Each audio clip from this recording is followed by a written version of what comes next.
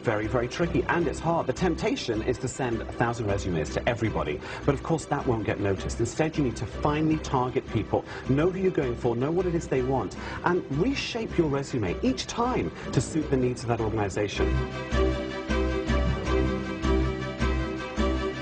Take each rejection as a bit of good news. You know why? Because you learn something every single time. Each rejection gets you a step closer to success. I think that where President Obama is going wrong is he's gone too far towards the side of creating doom and gloom. He's talking down the economy. He's talking it down so much that people who, by the way, still have the same money, still have the same job, still have the same outlook, they're not spending anymore. I agree with you. It's the ability to get people to do what you want, to think the way you want them to think, without them realizing what you're up to. And it's very subtle. Now, even when you step out onto a stage and your audience is applauding you, you still have to create this image that there are people out there who you know personally, people that you're thrilled to see.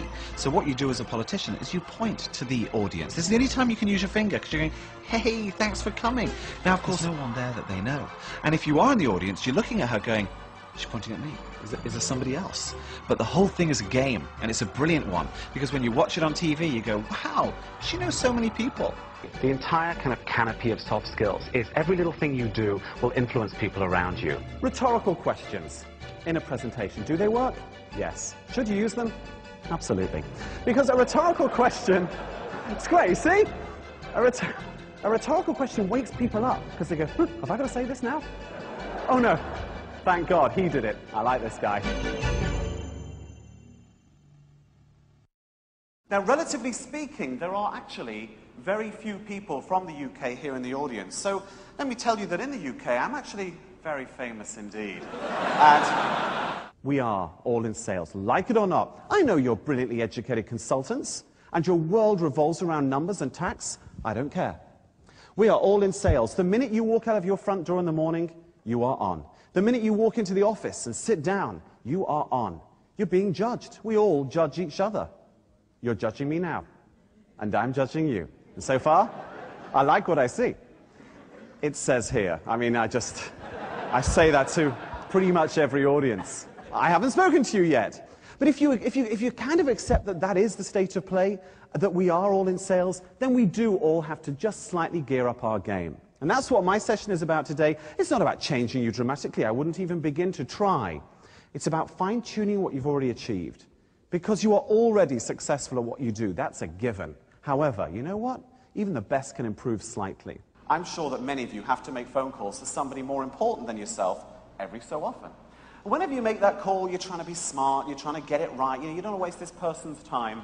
The trick is, of course, as you know, you never start a phone call with, hello, it's Mark from Cognos. Have you got a minute to talk? Just a minute. Because if they say no, you're completely screwed. Because you can't go, well, okay, 30 seconds then. No, 20 seconds. I'll do it in 20. Forget it. You go, okay, well, maybe I'll call you next week. And that's it. So instead, you turn it on its head, and I'm sure most of you do this anyway. And you go, hi, it's Mark from Cognos. I'm just heading out the office. I know you've got no time. Just a quick call to say that I'm going to send you an email, and I'll call you again next week. Now, because you've said you're heading out the office, because you have acknowledged that they are very busy, they can't say to you, I can't talk because I'm too busy, because you just said it. You buy yourself 20 seconds of usable phone time. Don't do this every time, because I'll think, is he ever in the office? He's always leaving the office. And the guy's always going out. If you have the ability to make a great presentation and speak in front of 200 or 200 or 2,000 people, I guarantee you, you will always be more and more successful. What does the audience do? Always think of the audience first. The audience, in a presentation situation, when they're the audience, they do what every senior person do. They sit like that, they lean back, they go, oh, good night. It's like, we're not going to try, we're in the dark. We can get away with just blackberrying the whole time and no one's going to see it. The other thing the audience do is they lean forward and go, how long is this bit? When is coffee? How long is this? How long? By the way, you should never ever do that at the start of your presentation. Tell them how long you're on for. Well, good morning. For the next 2 hours, oh, well, that's it. Forget it. Brevity is everything. Remember that audience. They just want to go and have coffee. The instant the audience sits down, they're thinking, when do we get up? Sit down, when do we get up? So we're like children. That's what it's like. Sit, stand. So brevity is everything. If they say to you, well, you can take 30 or 40 minutes, do it in 20. No one will ever come up to you after the presentation and go, Mark, that was great. I wish you'd gone on for 4 hours. I really do. No one. We've all got lives to lead, phones to check, Blackberries just bleeping and buzzing and vibrating. Rhetorical questions in a presentation. Do they work? Yes. Should you use them? Absolutely. Because a rhetorical question, it's great, you see? A rhetorical question wakes people up because they go, huh, have I got to say this now? Oh no, thank God, he did it. I like this guy. Never, ever, ever ask the audience for a response. You all enjoying yourselves? Because that's what will happen. Again, in the world of television, when you work with people, you ask an interviewee a question, they should never say no to you. Never say no to someone. When you say the word no to someone, it's negative. It kind of puts you down. It slows things up and it makes people feel a little bit belittled. So never say no. And here's an example. Let's say somebody comes up to you and goes, oh, hey, Cognos, you guys are based in Toronto, aren't you? Now, the obvious answer is, no, you idiot.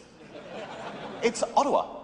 Now, of course, that's what you want to say, but you don't do that, because you don't want this person to feel belittled. So instead what you say is, well, it's interesting you should say that. Many other people think the same thing, but actually, it's Ottawa. Lovely. You see, and everyone feels happy. Oh, that's great. I will do business with you now. The wrong way to receive a business card is to go, thank you very much, very nice. Because what does that card represent? It represents someone's success. It represents their entire business success up to that point. I mean, if you think about it, we all start off in our first job. No one gives us a business card then. And then we get more and more senior, and eventually the card arrives, and we get more senior, more successful, and eventually we retire billionaires. I mean, that's the plan. And it looks as though you guys are going that way anyway. And you know what it feels like when someone gives you your first stack of business cards. You go, there you go.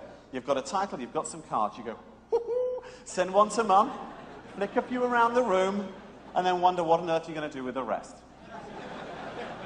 And eventually, you end up handing them back. So, back to my point. How do you receive the card? Just give it a moment of your time. Oh, very interesting. Canada. Just say something about the card. You know, embossed. Nice. If you give the card a moment of your attention, it just makes people feel good, and it is about that. It's about making the other person feel a little bit more connected to you, feeling a little bit more positive about the interaction with you. Now, how about giving it out? Well, what you don't want to do is make the mistake that so many people do. They go, here you go. Oh, that's not my card, that's somebody else's. Or, oh, that's my train ticket from last week. What's that doing there?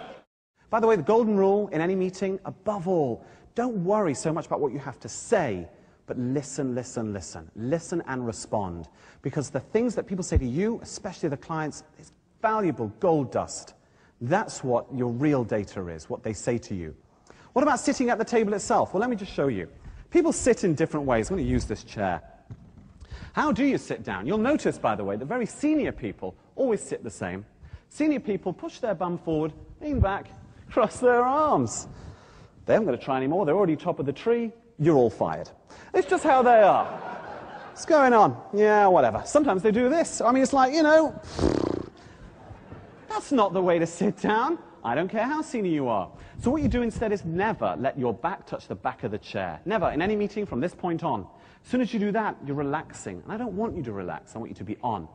So what you do instead is you sit yourself quite close to the front of the chair and lean on that table. Not like this. You'll just fall asleep. Sorry. What was that? Instead, you sit like this, and you're very much in control. So I'll point towards the camera over here. So what you do in this position is you are able to use what I call the lighthouse of eye contact for everybody at that table. Because by looking at everyone from time to time, number one, you keep them awake, because no one's going to fall asleep because they know you're going to be looking at them. You can't even get away with the, I'll pretend I'm looking at numbers, but actually I'm fast asleep. We've all been there. I'm just going to look at these numbers for a while. Oh. Let's say you're pitching to a client. And you're sitting there, and you're very, very keen to win this job. Who do you look at? You look at the main man, right? Wrong. If you spend all your time looking at the CEO or the CFO, and this is what we do for you, and this is why we're great, and here's why you should use us, and then you walk out, and the CFO then looks around his team, who are also sat at the table, and goes, well, what do you think? And they go, nah, didn't like him. Didn't look at me once. They won't say that, but that's what they're thinking.